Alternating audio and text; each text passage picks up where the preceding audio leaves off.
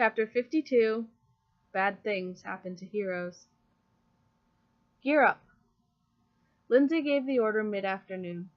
The morning had passed uneventfully, with the crew making the most of the downtime to try to relax. They'd gone over all they could regarding the plan. No one had any unanswered questions. They couldn't be 100% sure of everything, but they'd done all they could. With weapons and equipment already triple-checked, they scattered to their rooms to get ready, strapping and taping old injuries and weak spots, layering armor under their clothes, going through their pre-heist rituals, whatever that may consist of. Ryan took his paints and headed to the bathroom, carefully laying out his brushes and pots on the edge of the sink. He had a healthy 5 o'clock shadow from the previous day, his beard tinged with shades of ginger and gray amidst the dark blonde, not enough to be noticeable, but enough to remind him he was getting older. Not to mention the gray streaks that had started creeping in around his temples. He'd never considered he'd go gray. It wasn't like he was in denial about aging. It was more that he'd always realistically doubted he'd live long enough to see it happen. He had to admit, it didn't look too bad. Almost something to be proud of, he thought with a smile, deciding to leave the stubble. He started the process of painting his face, taking his time to make sure the design was just right. It was an almost meditative ritual, and it usually helped to calm his nerves. Today, he allowed himself to be completely engrossed in his task, pausing to check the lines were even, fixing any minor mistakes he would normally smudge over and redo, giving extra attention to all the little details in the design. Completing his black and white skull paint normally took him 15 minutes, 10 if he was in a hurry. But today felt different. He spent a whole 30 minutes perfecting it. He put down his brushes and took a good look in the mirror. The paint masked his expression, black covering his eyebrows, replaced with the severe high arches of the ones he painted on, a permanent scowl to help hide any trace of emotion that crept its way onto his face. It was intimidating, but intimidation wasn't the point anymore. Neither was anonymity. The city had seen his face, heard his voice. It was symbolic. It was the vagabond. And as much as he could have denied it, it was still a part of him. A useful part.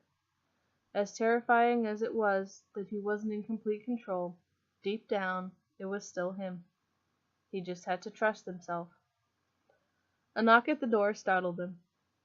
"Ryan, are you done in there?" Jack's voice came through the door. "Need the bathroom back. Jeff desecrated the ensuite."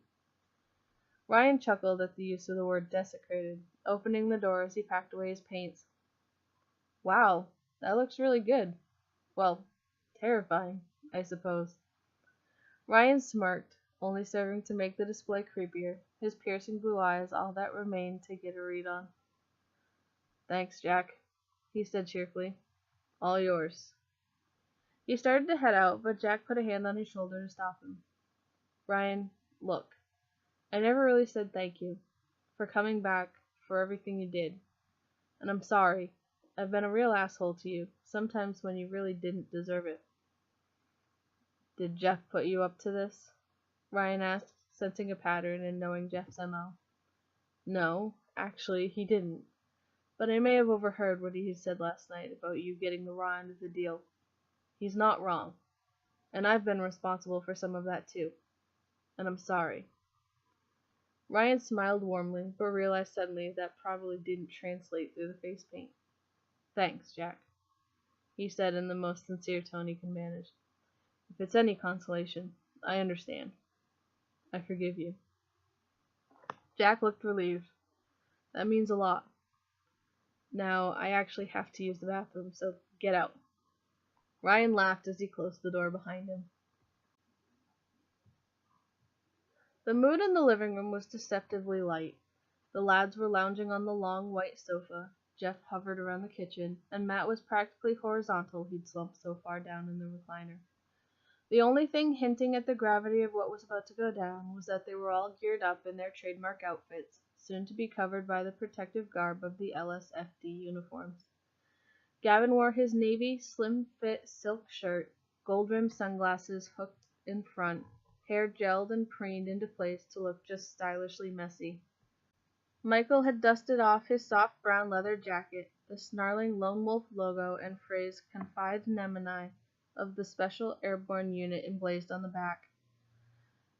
Ryan had always found it ironic, given Michael's nature as a team player, but he supposed he hadn't always been that way, like most of them.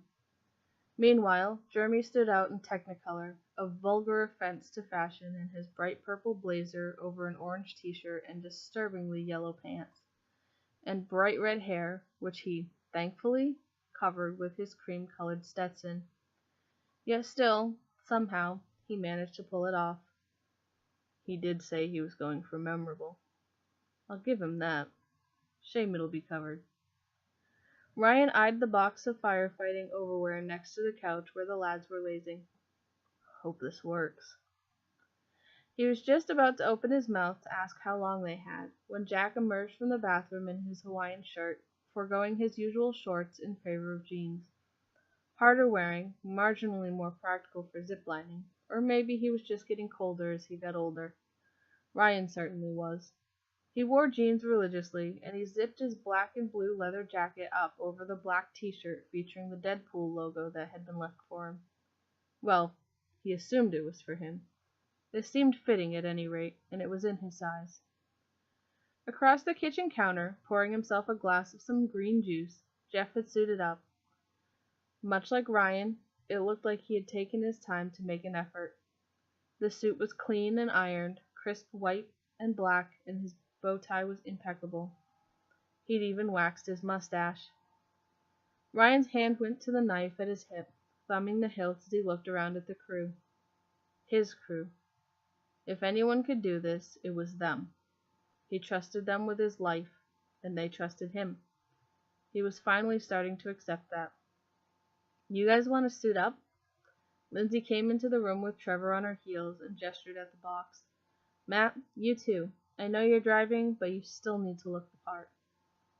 Matt groaned, but hauled himself out of the chair to rifle through the box of uniforms, throwing them out into five roughly sorted piles as he went through.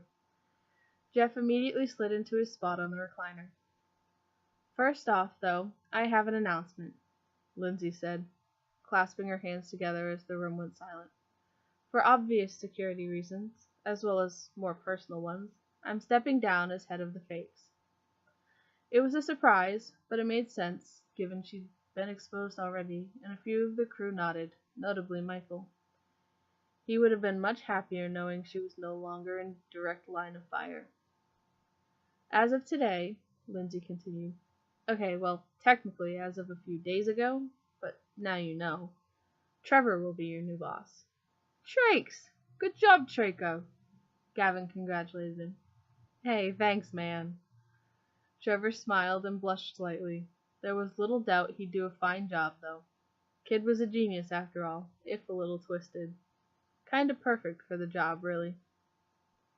So, boss, how long till we kick this thing off? Jeremy beamed, barely containing his pride at the announcement. He was always genuinely happy to see others do well, and he and Trevor had come from similar beginnings. Not long, Trevor replied coolly. So suit up and make sure you're ready. Jeff, Jack, you come with me up to the roof. We're going to set up to get over to the FIB building. We have to get across the roof, the Union Depository first, then to the Bureau, and we're only going to have a 15-minute window to work in, so we have to be ready to go. Jeff made a similar groan to Matt and pulled himself upright, but followed behind Jack and Trevor with little fuss. The others started to make a move for the piles Matt had set out on the floor. Bright yellow. Inconspicuous. They donned the protective outerwear as Lindsay read off a sheet Trevor had given her about the safety specifications of the uniforms, where they needed to go, and what they should and shouldn't do once inside the building to prevent it from collapsing down around them. Thankfully, she noted that the elevators should still be in working order, but they should only take them to the 48th floor in case of any damage. Then they'd have to take the stairs to the top floor and cross the building to get to the server room in the southeast corner, where they'd meet the others. That would at least save them from having to run up so many stairs, and hopefully avoid some of the lower-level employees who may recognize them. Other than that, it was pretty common-sense stuff. At least Ryan thought so. He hoped the others were paying closer attention. Meeker wandered into the room from the garage where she and Andy had been taking final inventory for the riot crew, a huge grin spreading across her face as she digested the image of 5 day-glow criminals in the living room trying to work out how to conceal their weapons and equipment under the tunics. "You boys look like you're about to go rescue kittens out of trees," she giggled. "They do," Lindsay agreed with a laugh. "You look like real heroes." "You would say that," Michael started. "Heroes?" Ryan scoffed. "Oh no, bad things happen to heroes. When we're around, anyway." "Good thing we're not heroes, then," Matt pointed out, quite rightly. "Remy Tim's a hero," Jeremy said haughtily. Michael laughed. "Yes, but Jeremy, as you pointed out multiple times, you're clearly not Remy Tim." Gavin giggled and Ryan grinned. "Definitely not Remy Tim," Lindsay affirmed. "I mean, no, of course not. I just hear he's a really cool guy." Jeremy played along, acting abashed. "Yeah, Remy Tim's a hero. Lil J's a piece of shit." Michael grinned even wider. "All right," Jeremy huffed, about to step it up when Ryan interrupted to put a stop to it. "So, are we just waiting on them now, or what?" Ryan asked, gesturing vaguely upwards to indicate Jeff, Jack, and Trevor on the roof. Lindsay glanced at her watch, then out the window. "We're waiting for the sun. Probably another 20 minutes or so." As she said it, Jeff, Jack, and Trevor returned, and Trevor immediately dashed off, probably to finish gearing up himself. Jeff plopped down in the recliner, a blank expression on his face that Ryan supposed masked the nerves. Gavin quietly disappeared into one of the bedrooms and returned a moment later with a ball. "Jeremy, flinchless kicky-doo?" Somehow Jeremy understood what that meant and leapt to his feet, squaring off opposite Gavin and bracing himself. Ryan watched on curiously as Gavin lined up a shot directly at Jeremy and proceeded to kick the ball, full force, directly at his head. Jeremy let out a scream, then with lightning-quick reflexes, ducked and only just grabbed the ball out of midair with his fingertips. "Whoa! Yeah. Actually, how about let's not play that?" "Keep yuppie, then?" Gavin suggested instead. "Okay, but I'm real bad at it." Jeremy grinned as he kicked the ball back to Gavin, who headed it back to him. It took a few moments of Gavin and Jeremy awkwardly kicking the ball between themselves for Ryan to realize they were essentially playing kickball hacky-sack.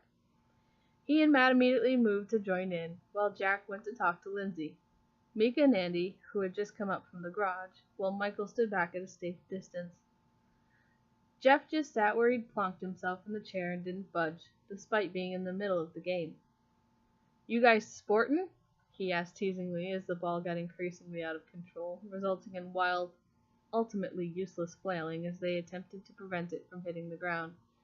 "Y'all are graceful," he commented before succumbing to fits of laughter as Ryan fell backwards into a chair trying to kick the ball, and Jeremy dove over the couch trying to save it. They improved slightly before getting much, much worse, Gavin insisting they needed to make it to 10 passes for it to be respectable. Michael and Matt had joined in at the outer edge of the circle, and the others watched on, Andy and Mika filming from different angles, and Jeff roaring with laughter in the middle of it all, somehow amazingly unscathed. Trevor returned to the spectacle and literally blinked in disbelief. "So this is what the infamous Fake AH crew does to warm up before a heist. I'm glad someone's filming it." Lindsay laughed. "The media would have a field day with this. If we pull this off, we should leak that footage." "Hell, we should leak it anyways. What's an obituary, am I right?" Trevor smiled, flashing canines, eyes crinkling at the edges. "Damn, Trevor, that's not morbid at all," Jack deadpanned.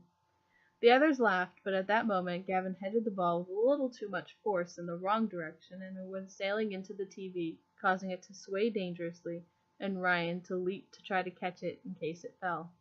Thankfully, it didn't. "Jesus Christ!" Michael shook his head. "And that's where we stop," Gavin announced, grinning sheepishly. "We didn't even get to 10. "Good timing, at any rate," Trevor said. "We gotta get going." Out the north-facing windows behind him there was an explosion, right about where the perimeter was. They saw it before Trevor heard it, and he jumped slightly, spinning to see the riots kicking off, Ryan assumed, with Cow Chop leading the charge. Trevor turned back to the crew, wide-eyed in front of him, and jerked a thumb in the direction of the explosion. That's our cue. The nerves kicked in as Ryan watched Matt, Gavin, and Jeremy climb into the cab of the fire truck. He and Michael would be riding on the sides. That wasn't what worried him, though. We got this, just like any other job. The comms crackled to life, and Ryan was just about ready to jump out of his skin. He immediately relaxed as he heard Jack's voice. "This is Jack testing. 1, 2, 3, 1, 2, 3. They each synced in turn. No one pointed it out, but with the new comm system, it was entirely unnecessary. The familiarity of the routine felt right.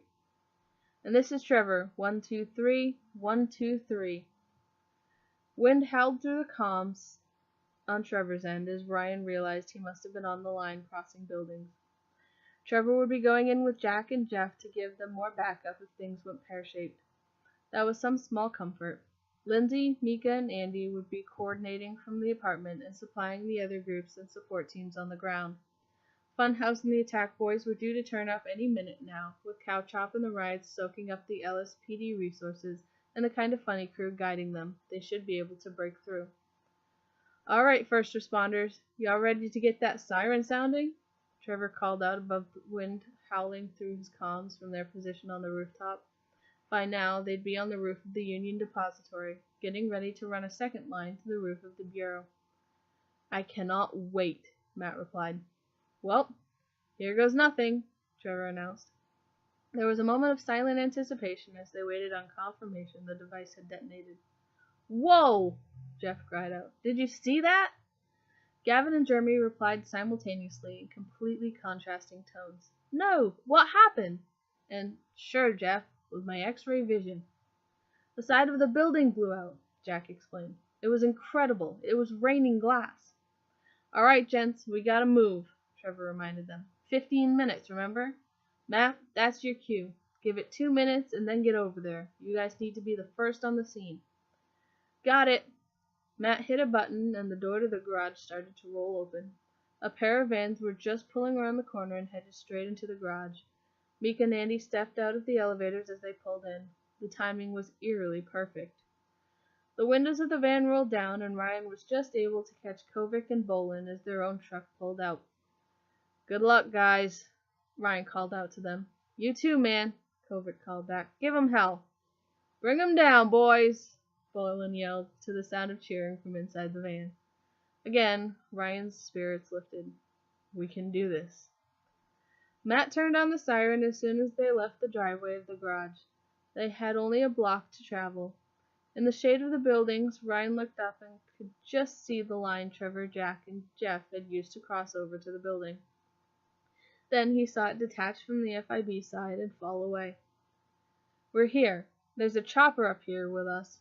They might think to use it to evacuate, so there's a chance we'll encounter some resistance," Trevor called over the comms. "You could wait until they leave," Gavin suggested, worry in his voice. "Hide out somewhere? No resistance." "I can't risk it, Gavers," Jeff replied. "Don't want any of them getting away, especially not if they might be saving files. Besides, it could be for Dowell, and there's not a chance in hell that motherfucker's getting out of here alive." "We're almost there," Jeremy reported. "We'll be on our way up soon. Just hang in there." "Doesn't look like there's too much activity up here yet. We might be able to go in stealth," Jack noted. "Good call, Jack," Trevor responded. "Going stealth. Check in 5. "Not a second later," Michael added. Roof team's comms went silent, and Ryan felt his stomach tighten in anticipation. Sirens still blaring, they pulled up on San Andreas Avenue, and they all jumped out of the truck. Matt stayed outside the building, directing people to move away, the way a fireman should, whilst keeping watch and being ready to jump back in the truck at a moment's notice, with or without the others. Ryan, Michael, Jeremy, and Gavin ran into the building against the stream of people evacuating. They waited for the lobby to clear out for a moment before piling into a lift. Ryan punched the button for the 48th floor, and thankfully, the elevator lurched to life. "All right," Ryan addressed the team. "When we get out, we've got to cross to the stairwell on the other side of the building, and then go up 6 floors to the top where the server room is. With any luck, Jack, Jeff, and Trevor will already be there. Now, we're still incognito, so for the love of God, don't kill anyone." Michael giggled hysterically. "That's a bit rich coming from you, Ryan." He paused, exaggeratedly deliberating. "Okay, that's probably fair." Michael laughed again. "We won't kill anyone until you do. How about that?" Jeremy and Gavin joined in laughing, but nodded along. Ryan just shook his head, catching a glimpse of himself in the mirrored walls of the elevator. He was thankful the tinted face shield of his helmet hid his face paint. They were approaching the 46th floor when the radio silence of the other group was broken by Jeff. "It's clear up here now. We need to get into the server room. We're going to have to set some charges and blow the door. Let us know when you're clear of the lifts. Don't want to risk you getting trapped in there." "We're almost there," Ryan replied, watching the numbers above the elevator door. 47, 48. There was a quiet ding as the doors slid open. Shit! As the doors slid open, they came face to face with half a dozen agents, all with handguns drawn at the ready for them. Ryan immediately snapped to action, simultaneously ducking and hitting the door close button, while the others jumped to the edges of the elevator, whatever cover they thought that provided them. Thankfully, the doors were responsive, and as the agents opened fire, the doors slid closed, giving them time to retrieve their weapons. "So, about killing people," Ryan started, checking his pistol.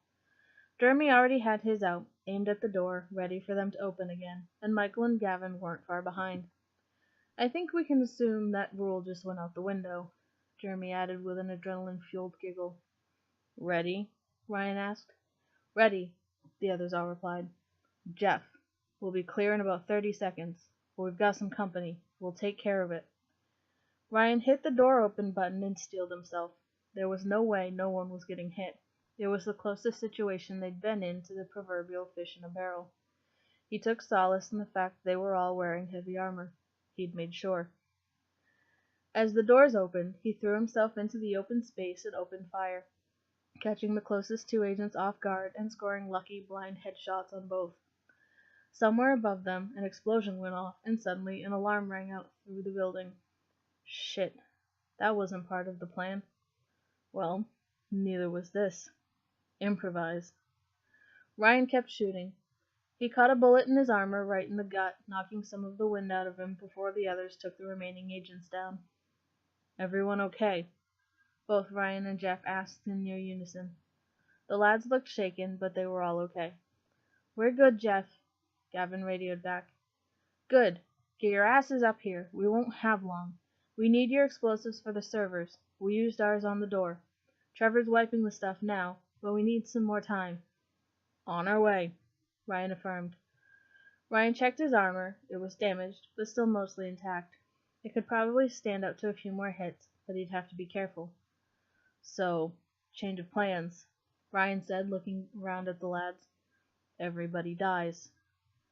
Jeremy and Michael smirked, both very okay with the new arrangement. "Stairwell, now." They moved quickly through the hallways to the opposite corner of the building, moving into the stairwell and looking down to see people evacuating from the lower floors. Above them, there was movement of agents in the stairwell, but they weren't coming down. Shit. "Guys," Ryan radioed up, keeping his voice low as they started climbing the stairs. "I think you're about to have company." "Well, you're not wrong," Trevor replied, a slight tremor in his voice. The sound of gunshots echoed above them. Shit. "Hurry up."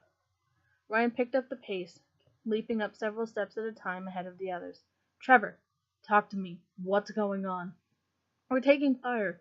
Oh God, wow, yep, there's a lot of them."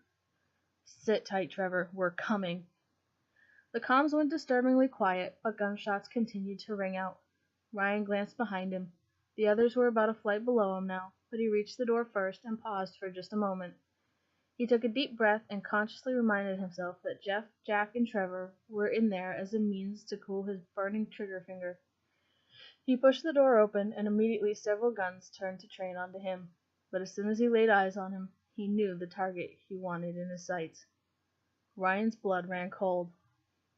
The man stood tall, in what would have been a gray three-piece suit, if he still had the jacket, and steel-capped boots with a deceptively innocent face, wide brown eyes, and disheveled light brown hair. He was holding someone in a headlock. For a second, Ryan thought he'd finally snapped. Maybe he was dreaming. It was him. Under Jason's arm, his own black skull mask stared back at him. Trevor.